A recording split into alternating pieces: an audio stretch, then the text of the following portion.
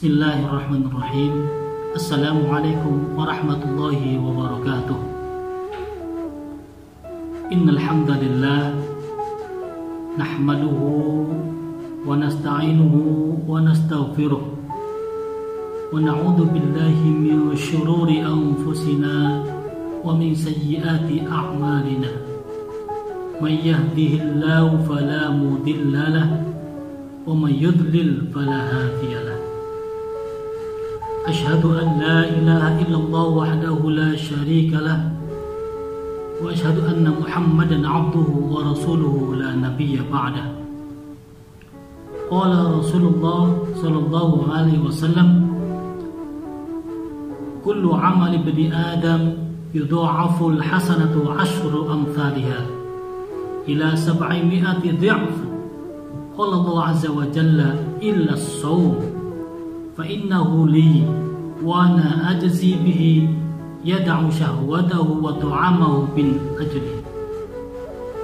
Anak-anakku sekalian yang dicintai oleh Allah Subhanahu wa taala, alhamdulillah kita sudah menginjak di hari ketiga dalam melaksanakan ibadah puasa Ramadan tahun 1442 Hijriah atau tahun 2021 Masehi.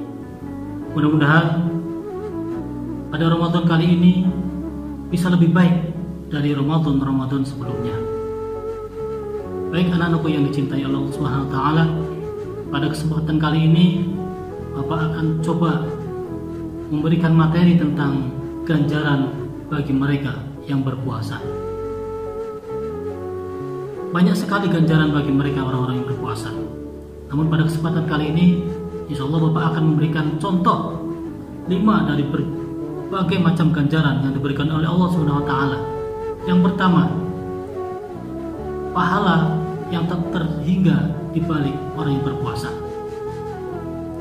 Dari Abu Hurairah radhiyallahu anhu qala, Rasulullah bersabda, setiap amalan kebaikan oleh manusia dilipat gandakan dengan 10 kebaikan yang semisal dengannya hingga 700 kali lipat. Allah Ta'ala berfirman, kecuali amalan puasa. Amalan puasa tersebut adalah untukku, aku sendiri yang akan membalasnya, disebabkan dia telah meninggalkan syahwat dan makanan karenaku. Anak-anakku sekalian, dikatakan bahwa setiap amalan akan dilipat gandakan 10 hingga 700 kebaikan yang semisal. Kemudian dikecualikan dikecualikan amalan ibadah puasa. Amalan puasa tidaklah dilipat gandakan seperti yang tadi di atas. Amalan puasa tidak dibatasi lipatan pahalanya.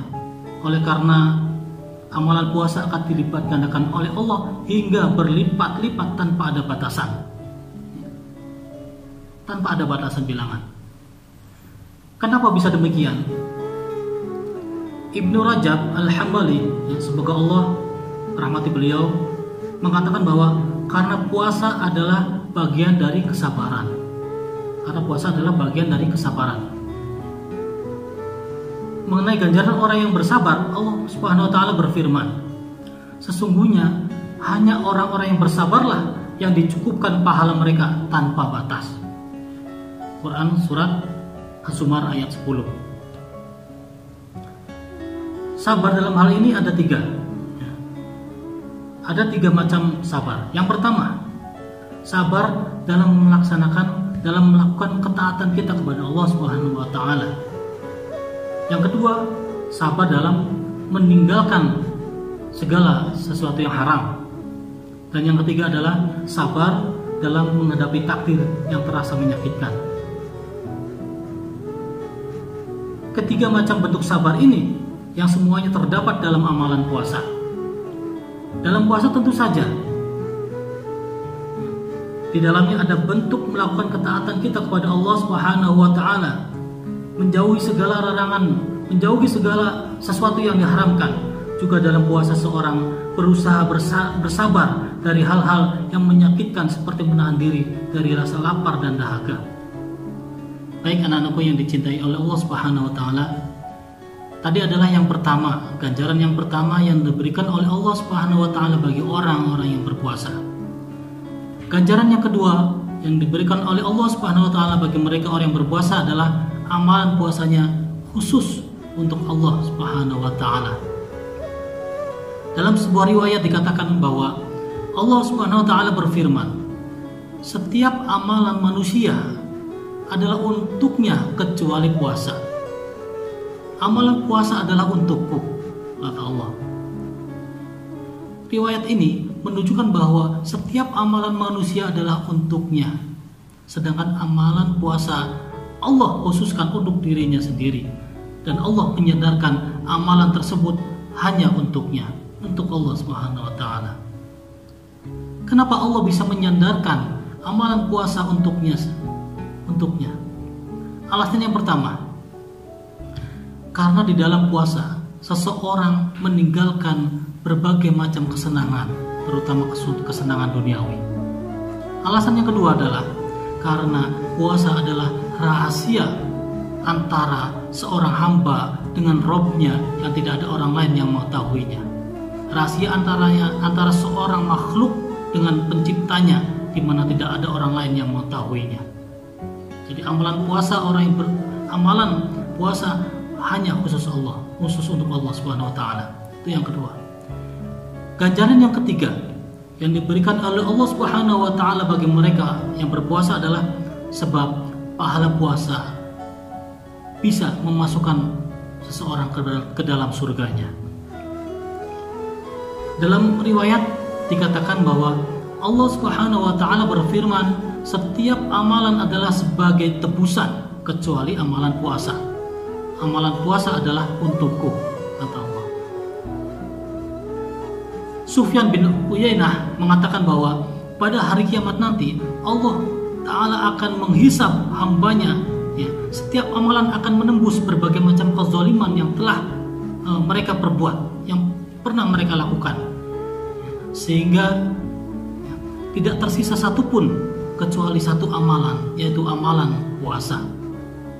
Amalan puasa ini akan Allah simpan dan akhirnya Allah masukkan orang tersebut ke dalam surganya. Itu ganjaran yang ketiga. Baik anak-anakku yang dicintai Allah Subhanahu wa taala, ganjaran yang keempat bagi mereka yang berpuasa adalah dua kebahagiaan yang diraih oleh mereka yang berpuasa.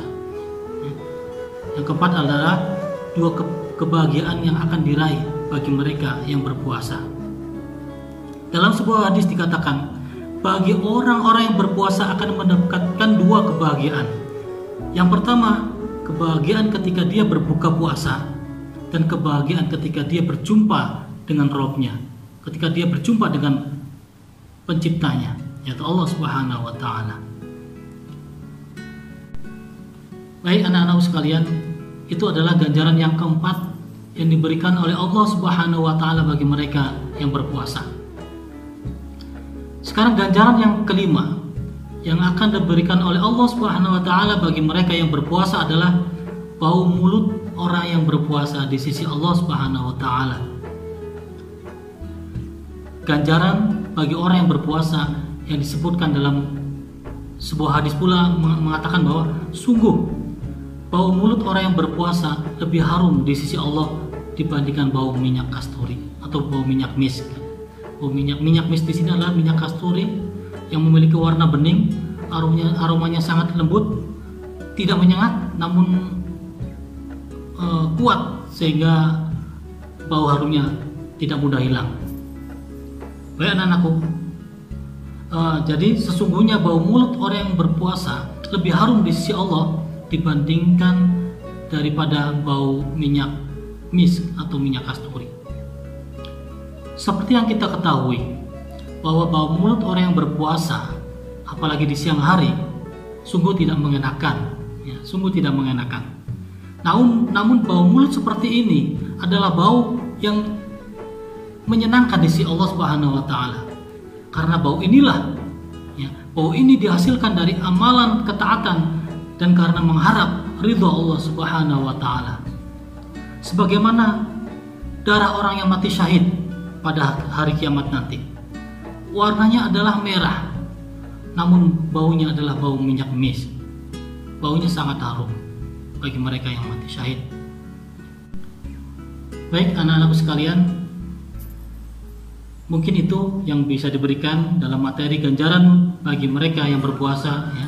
Mudah-mudahan ibadah puasa kita tahun ini lebih baik daripada ibadah puasa kita tahun-tahun sebelumnya. Dengan adanya materi ganjaran bagi mereka yang berpuasa, diharapkan kita lebih meningkatkan lagi kualitas ibadah puasa kita tahun ini daripada tahun-tahun sebelumnya.